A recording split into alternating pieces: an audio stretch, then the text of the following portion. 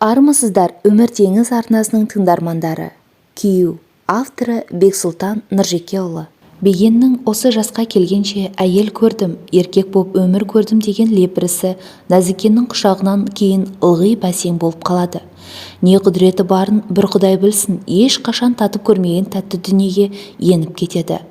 Алғашта көңілдес әйелдің кезекті бірі санап, басы бос еркекке күнәда емес деген сеніммен міндетін орындауға тиіс кісіше алып ұшпай-ақ жақындасқан.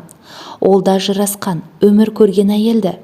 Ей, ұзаққа бармаспыз деп көнген күні-ақ болашақтарын өлшеп пішіп қойған. Салқын, селсоқ сезімді әйел екендігін қылығынан аңғарғандайды. Икеміне көнбей, тіпті түсінбей әуре қылды. Ләззат алғаннан бұрын бейнет тартқан кісідей қалжыратқан. Екінші, үшінші жолығыстан кейін ғана Нәзікен сәл-сәл ашыла бастады. Қазақы ұяңдығын әлі жоғалтпаған, алайда болатын нәрсенің болғаны дұрыс деп қарайтын тәуекелі де бар адам көрінді. Еркектің құшағында ағыл-тегіл балқуды намыс көретін әлде біреулерше қатқылдық та жасамай ақыр ләззат алған соң осылай емін еркін алу керек деп мөңкіп тулап кететіндерше шектен де шықпай талмаусыраған тәтті ыңқылмен бар ырқын салып қойындасуға айналды. Әрбір лүпіл қаққан қимылы бас айналдырардай баурайды. Төсектегі қылығы мен сөзін түрегеп кеткен соң қайталамайды. Тағы айтшы, деп Беген шын жалынады. Шынымен тағы естігісі келеді. Әр нәрсенің өз орны бар, бәрін өз орнында пайдалану керек деп құтылады. Үйленем, бұған үйленбесем өмір бойы өкініп өтем деп Беген бір жола бекінді. Сөйте тұрып күдік саралайды. Осыншалық тәтті әйелді күйеуі қалай қиып ажырасты екен? Әлде одан бұл безді ме? Жұма күні Нәзікенмен қысқа сөйлесті. Сағындым, бұдан арғы шыдамаймын, деді Беген. Шыдай ғой, жексенбіде сағат 2-де күт, деді Нәзікен. Күт дегені бүкіл жақсы сөздің жиынтығындай жылы естілді. Мен де сағындым, мен де бұдан арыға шыдай алмаймын. Көргім құшақтағым келді, еркелейінші, еркелетші. Тәрізді ең ерке, ең назды сөздің бәрі сол күт дегеннің құшағына сыйып тұр еді. Жексенбіге зарығып жетті. Таң бозынан тұрып моншаға жөнелді. Сақалын қырып, мұртын басты. Тұп-тұнық сезімді тап-таза денеде ұстағысы келді. Жолығатын жерге жаяу бара берейін деген оймен 12-лерде киіне бастады. Сол сәт телефон шар етті. Нәзікен екен. Мен бара алмайтын болып қалдым. Кешір, дүйсенбіде өзім хабарласармын, деді әлде қайда асығып тұрған адамша аптығып. Беген үндей алмай қалды. Өне бойы басынан төмен қарай тас боп жансызданып бар жатқандай көрінді. Жарайды, деді жыламсыраған жетім үнмен.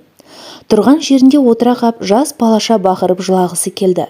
Сонша күтіп, сонша дайындалғаны нәтижесіз кеткеніне іші күйіп күрсіне кейді.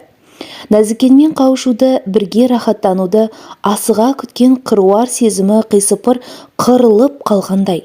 Қолма-қол жан дүниесі босап, өзі де бір басы артық қажетсіз бұйым сияқтанып солбырайды да қалды. Жарайды, дүйсенбіде алыс емес қой деп өзін өзі амалсыз жұбатты. Дүйсенбіде түске дейін Нәзікеннен еш хабар болмады. Уақыт өткен сайын Бегеннің маза кетті. Неге бүйтті, мұнысы не?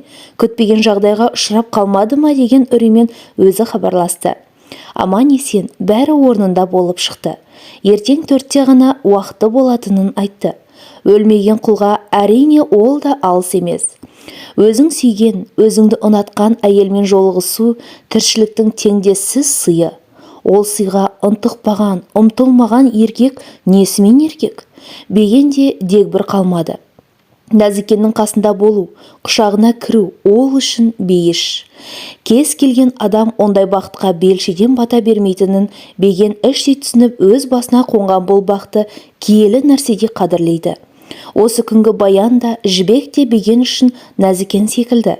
Әрбір жолығысуды өзі үшін де, Нәзікен үшін де есте қаларлықтай ғажапқа айналдыруды күні-түні армандайды.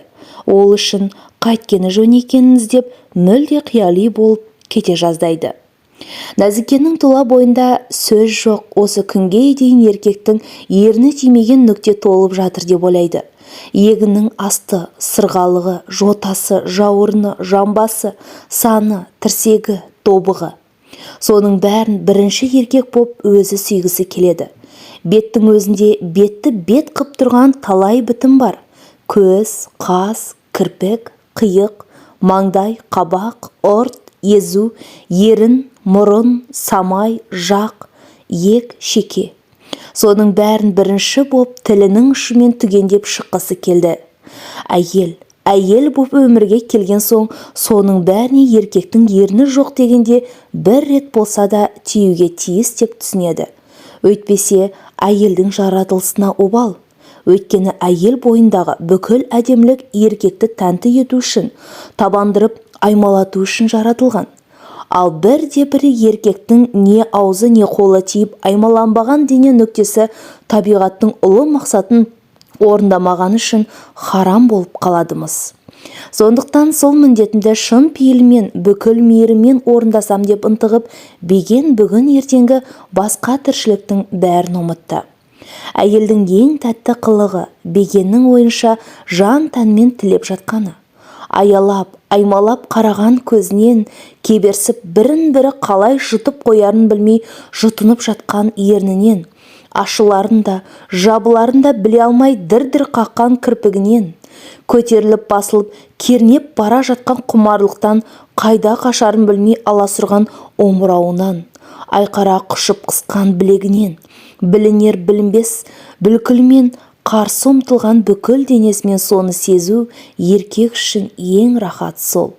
Сол бейішке ертең кірем, сол қуанышқа Нәзікеннің құшағында ертең шомылам деген тәтті үміті Бегенді аспан мен жердің арасындағы ертегі дүниеге елтіп әкетті. Кейде қиял шіркін шындықтан да тәтті. Қолың жетпегенге қиялың жетсе, ол да шүкіршілік. Көңілдің жеріктігі де кеудендегі кір қоқысты азайтады.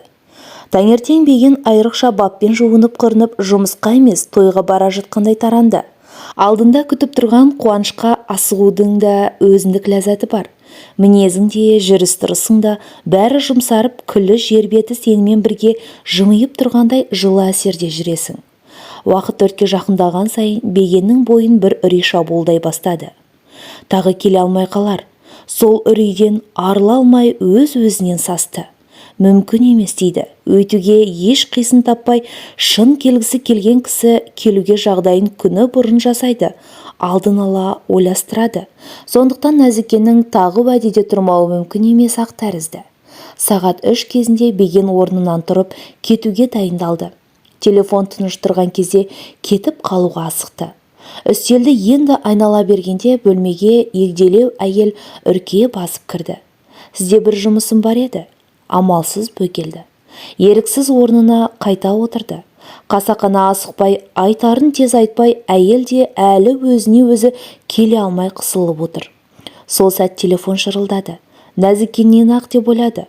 Көтергісі келмесе де, отырған әйелден ұялып амалсыз көтерді. Кешірші, шыға алмайтын болып отырмын.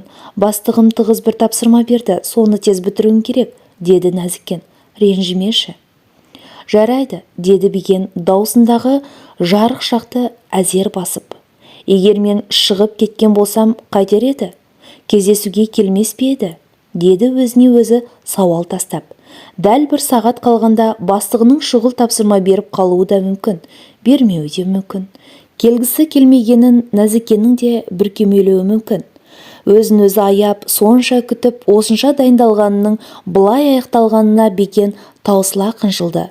Ол да мен құсап аңсамаған соң, қауышар сәтті құса боп күтпеген соң, ең асыл сезімнің өзі ауыр тастан айырмасы жоқ нәрсе болып қалады екен-ау, деп өкінді. Зілдің астында қалғандай сұлқ отырып қалды. Кенет есік тырс еткендей болды. Басын көтеріп еді, келген әйел өз жұмысын айтпастан үн-түнсіз шығып барады екен. Өзгеріп кеткен өңінен үрейленді мекен байғұс. Беген бір сәт есі ауып кетіп, қайта жиып алған кісіше бет-аузын уқалады. Саусағына әлде қайдан су тигенін сезді. Не қылған су екенін түсінбей алақанына аңыра қарады.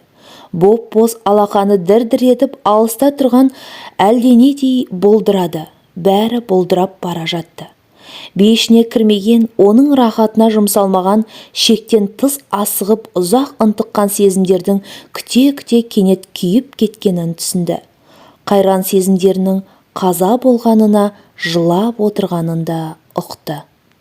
Құрметті тыңдарман, қазақша арнамның дамуына қолдау көрсетіп, лүпіл мен қоңыраушаны басып, тіркеліп кетулеріңізді сұраймын. Келесі шығарылым тек қана сіздер үшін.